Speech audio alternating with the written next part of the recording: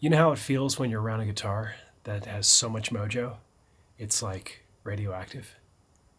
Yeah, yeah, come on.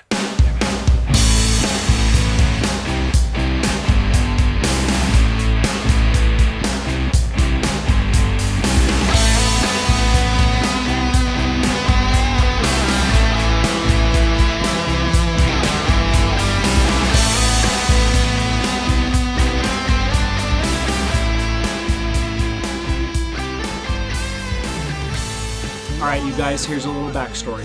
So in 2021, I purchased a kit guitar, a Telecaster kit, which is a body and a neck, no hardware. And shortly after I made that purchase, I talked to my very dear friend since 5th grade, Jeff Peal, who happens to be a chainsaw carver, very talented wood carving artist out of Tehachapi, California. Jeff and I kicked around the idea of doing this as a project, whereas he'd carve the body, I could build out the guitar, and we could sell it or keep it. We didn't care. It was just going to be an experiment, and it certainly wasn't going to be for me. So imagine my surprise when I got the body back from Jeff a couple months later, and here I pull it out of the box, and I'm blown away. Jeff specifically and intentionally carved this guitar just for me, whereas the nuances of all the carvings themselves relate to something in my life, from stuff my dad used to tell me, to inside jokes that Jeff and I have shared since we were young, to taking my initials and blending them into one swoop. The Joshua Tree, the Raven for the band I'm in, Dante's View with Pepe Espada. All brilliant work done by Jeff for me, and I'm very appreciative, and I feel the love when I play this guitar and look at this guitar. So then enter Jeff number 2, who would be Jeff Brooks. I didn't want to take this guitar out to the garage and build it out myself. I wanted a true pro to take this one home. And Jeff Brooks runs Dark Art Foundry and is really one of the most talented, skilled, and meticulous guitar techs and builders I've ever met. And I knew he'd be the guy to hit this out of the park, and he did. So here's Jeff Brooks to tell you a little bit about the circuitry, the electronics, and some of the very fine appointments we put into the Foundry Pealworks Deluxe. Kind of going off a theme of building sort of a Tele Deluxe look with the traditional Tele electronics with some tweaks. We're in Bare Knuckles land because we may never leave Bare Knuckles land. I really love their pickups.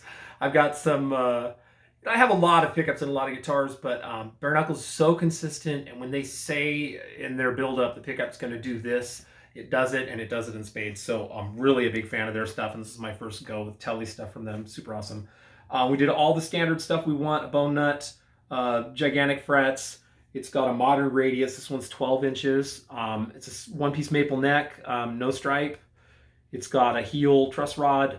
Paint work on it is custom. That's all kind of creating our own color. We wanted to sort of look like a weathered branch or an old handrail or something. And went with that, did a custom logo there. Controls are all aged. This is a flipped control plate, so if you're looking at it going, he put the controls in backwards. Yes, I did on purpose. Volume in the front, tone in the middle, and then the switch is in the back. There are good things and bad things about it. I use my volume control. I know Stacy uses her volume control as well, so using your control regularly to get clean tones and such, super cool to have it at Pinky's reach, which is where that's at. As for the switching, not your grandpa's Tele. It's got, or maybe if your grandpa's pretty cool, it's got the standard bridge position in the back. You've got your standard Tele middle, which is parallels. Then you have series, which is both of them as one big giant humbucker. And then at the very end of the switch where you'd expect it to be is the neck by itself. So I could talk a lot about it.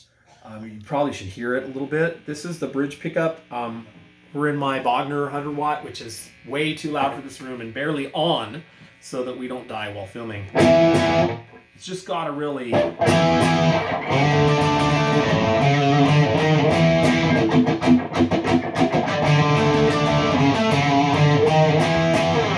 just super cool.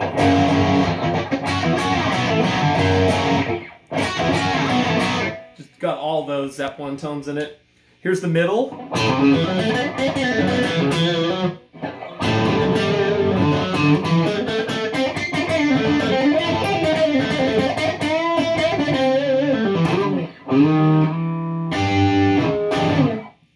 Bare Knuckles. Bare Knuckles, baby. Oh yeah. My gosh. Here's the neck position. I skipped the series position because I want to impress you with it. So here's the neck. It's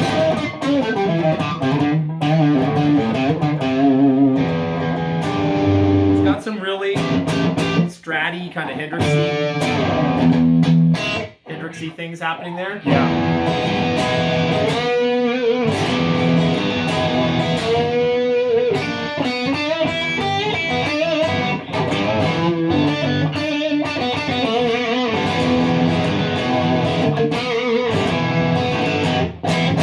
Great neck stuff.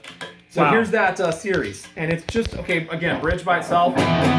What is the output on that bridge? I think these are about 7 on the bridge, and it's pretty low output on the neck. They're very kind of traditional output. But you can hear how here's the regular Tele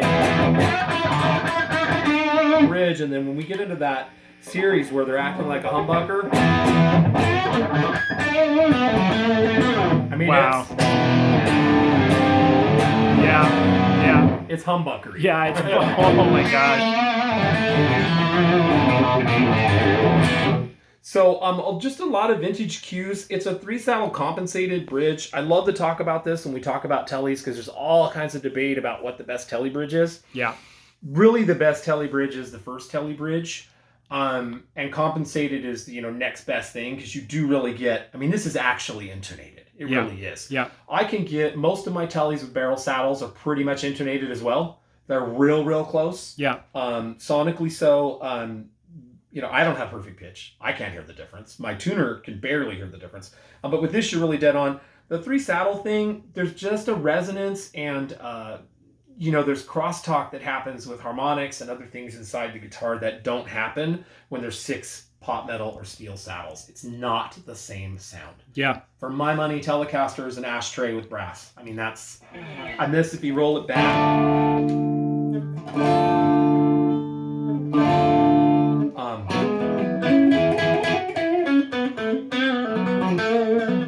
we have an Olympic level of gain right now. But roll back, there's still sparkle. Oh, yeah.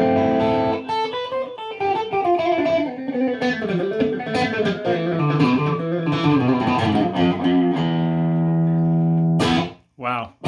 It's really pretty. But yeah, it was a pleasure to work on it. Certainly you can tell by the amount of detail that went into it, it wasn't a fast project for us.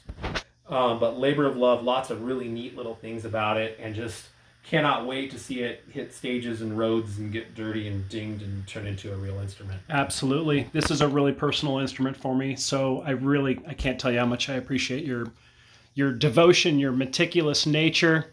Oh my gosh, if you guys are in the Southern California area, contact me or look up Dark Art Foundry on Instagram or reach out to me. I'll hook you up with Jeff. Like I said, I'm not kidding. I've worked with a number of technicians over the years. There's nothing Jeff can't do. There's nothing he can't fix, modify, customize. There's nothing. I mean, this man will build you a car if you want. I do know that. Stranger things happen.